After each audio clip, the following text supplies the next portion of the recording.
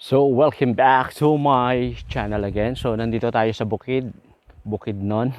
Sa Bukidnon. So, check lang natin yung mga itinanim natin nakaraan.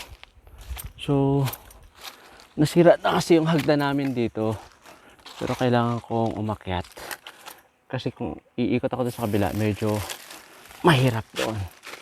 So, since wala naman akong kasama today, wala si Ate Myra. Tabi-tabi po. Yung mga, ayan, ang bilis ko nakaakyat yun. Super tataas na ng damo.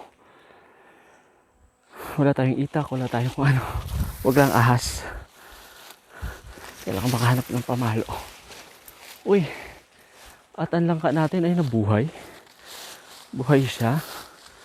So ito yung itinanim natin yung langka nakaraan. Yan guys. Laki na siya, di ba? Babalik na rin natin yung camera. So ito yan. Yung langkang itinanim natin nakaraan. Kasi ang problema ko, paano ako kakatawid sa kabila?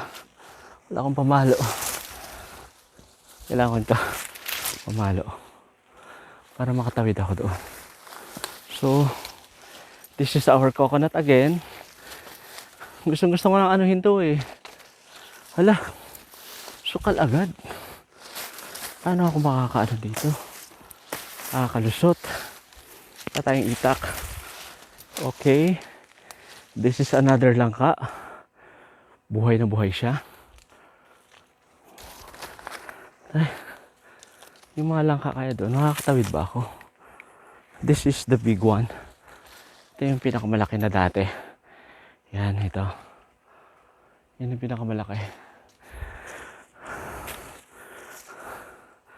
And tabi-tabi po, makikiraan lang po.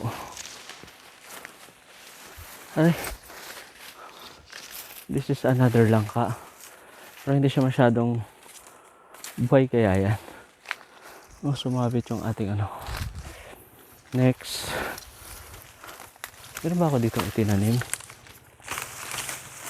Yung niyog, patay.